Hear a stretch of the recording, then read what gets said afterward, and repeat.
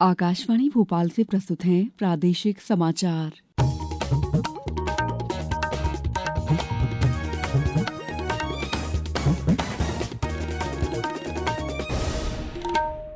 नमस्कार, समाचारों के साथ मैं दीपा सिंह। सबसे पहले मुख्य समाचार। राष्ट्रपति के संबोधन से आज प्रारंभ होगा संसद का बजट सत्र। प्रधानमंत्री के नेतृत्व में हो रहा नई खेल संस्कृति का विकास, कहा मुख्यमंत्री ने।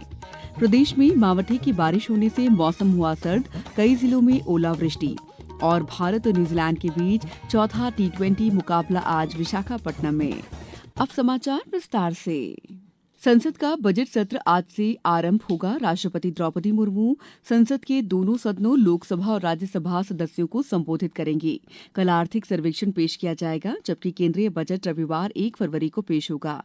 बजट सत्र का पहला चरण आज से 13 फरवरी तक चलेगा। दूसरा चरण 9 मार्च से 2 अप्रैल तक आयोजित होगा।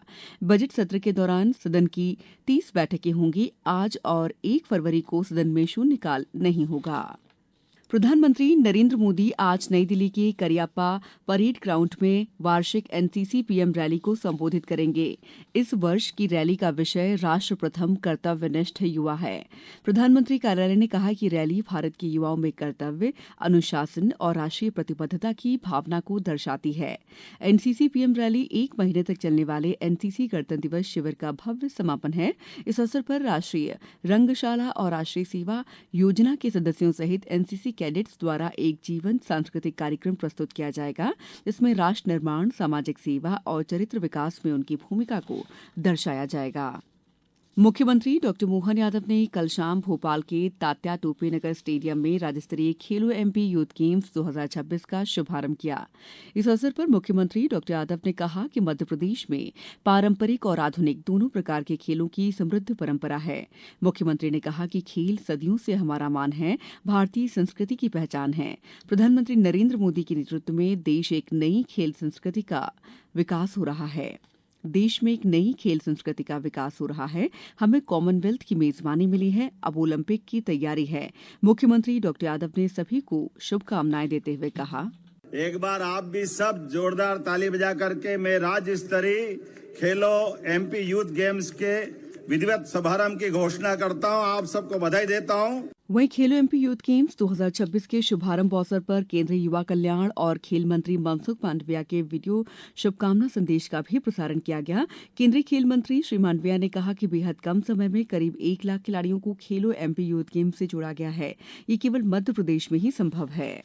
इस पहले खेलो मध्य प्रदेश यूथ गेम्स के भव्य उद्घाटन अवसर पर मैं आप सभी को अपनी हार्दिक शुभकामनाएं देता हूं। 1 लाख युवाओं को जोड़कर इतने बड़े खेल आयोजन को इतने कम समय में तैयार करना, ये सिर्फ मध्य प्रदेश में ही संभव हो सकता है। खेलो इंडिया के तर्ज पर आयोजित इस खेलो मध्य प्रदेश यूथ गेम्स ने दूसरे राज्यों के सामने भी एक बहुत बड़ी लकीर खींच डाली है। आज का ये आयोजन दूसरे राज्यों को भी प्रेरित करेगा। ये समाचार आप आकाशवाणी मध्य प्रदेश से सुन रहे हैं। ये समाचार बुलेटिन YouTube पर Madhya Pradesh news all India radio channel पर और Facebook साथ ही X प्लेटफॉर्म पर AIR न्यूज भोपाल पर सुने जा सकते हैं। इसके अलावा आप हमारी वेबसाइट newsonair.gov.in पर अथवा न्यूज ऑन AIR ऐप पर भी समाचार सुन सकते हैं। ब्रेक के बाद समाचारों में आपका एक बार फिर स्वागत है। प्रधानमंत्री के सक्रिय शासन और समयबद्ध कार्यान्वयन के प्रमुख मंच प्रगति ने अपनी 50वीं सफल बैठक के साथ एक महत्वपूर्ण उपलब्धि हासिल की है। प्रधानमंत्री नरेंद्र मोदी ने इसे वर्ष 2015 में शुरू किया था। आज इस विशेष श्रृंखला में उत्तर प्रदेश में स्थित NH2 के चकेरी से प्रयागराज खंड के 6 लेन के सड़क निर्माण पर एक रिपोर्ट। पुराने राष्ट्रीय राजमार्ग 2 और अब राजमार्ग 19 के चकेरी इलाहाबाद खंड को 6 लेन का बनाना भारत के सबसे महत्वपूर्ण परिवहन मार्गों में से एक है। लगभग 145 किलोमीटर का यह राजमार्ग उत्तर प्रदेश के कानपुर नगर, फतेहपुर और कौशाम्बी जिलों से होकर गुजरती है और कानपुर व प्रयागराज जैसे प्रमुख औद्योगिक, व्यापारिक और तीर्थ स्थलों को जोड़ती है। इस परियोजना को सड़क परिवहन और राजमार्ग मंत्रालय ने प्रायोजित किया था और इसे मार्च 2017 में मंजूरी मिली। इसका मुख्य उद्देश्य सड़क की क्षमता बढ़ाना, यात्रा का समय और वाहन संचालन लागत कम करना, सड़क सुरक्षा में सुधार करना और राज्य के सामाजिक आर्थिक विकास को गति देना था। हालांकि परियोजना के क्रियान्वयन के दौरान भूमि अधिग्रहण, वन और पर्यावरण से जुड़ी मंजूरियों तथा भूमि मालिकों को मुआवजे के भुगतान में देरी जैसी कई चुनौतियां सामने आई। इन समस्याओं के कारण पूरे 145 किलोमीटर लंबे मार्ग में देरी का खतरा पैदा हो गया। इस राष्ट्रीय महत्व की परियोजना को देखते हुए जुलाई 2019 में प्रधानमंत्री नरेंद्र मोदी की अध्यक्षता में प्रगति मंच के तहत इसकी समीक्षा की गई। बैठक में उत्तर प्रदेश सरकार को निर्देश दिए गए कि वह शेष मुआवजे का भुगतान शीघ्र करे, बची हुई भूमि का अधिग्रहण कर उसे परियोजना के लिए उपलब्ध कराए और लंबित ढांचों को जल्द से जल्द हटाए ताकि निर्माण कार्य बिना रुकावट जारी रह सके। साथ ही सड़क परिवहन और राजमार्ग मंत्रालय को राज्य सरकार के साथ मिलकर परियोजना को तेजी से पूरा करने के निर्देश दिए गए। इन बाधाओं के दूर होने के बाद निर्माण कार्य पूरे मार्ग पर तेजी से आगे बढ़ा और अंततः यह परियोजना अगस्त 2024 में सफलतापूर्वक पूरी कर ली गई। लंबे समय तक सामाजिक आर्थिक लाभ सुनिश्चित किया जा सकते हैं। अमन यादव, आकाशवाणी समाचार, दिल्ली। प्रदेश में पड़ रही कड़ाके की ठंड के बीच मावठे की बारिश ने दस्तक दे दी है। राज्य में अचानक बदले मौसम के मिजाज ने आधे प्रदेश को तरबतर कर दिया है। कई जिलों में ओले गिरने से ठंड में बढ़ोतरी दर्ज की गई है। मौसम विभाग के अनुसार प्रदेश से लगे राजस्थान और ऊपरी पंजाब में सिस्टम सक्रिय होने से इसका असर ज्यादा दिख रहा है। कल भोपाल में झमाझम बारिश हुई। देर रात करीब 11 बजे तेज हवा के साथ मावठे की बारिश हुई जो देर रात तक जारी रही। वहीं अशोकनगर में कल रात हुई झमाझम बारिश से मौसम और सर्द हो गया है। कल दिन भर आसमान में बादल छाए हुए थे। सतना जिले में आज सुबह से ही बारिश हो रही है जिससे तापमान में गिरावट आ गई है। खरगोन जिले के कसरावत क्षेत्र के कई गांवों में करीब 15 से 20 मिनट तक चली तेज हवा, आंधी, बेमौसम बारिश होने और ओलावृष्टि से मक्का, गेहूं और चने की फसलों को भारी नुकसान हुआ है। शाजापुर सहित कई जिलों में बारिश होने के समाचार मिले हैं। भारत और न्यूजीलैंड के बीच चौथा टी20 मुकाबला आज विशाखापट्टनम में खेला जाएगा। मैच की शुरुआत शाम 7 बजे से होगी।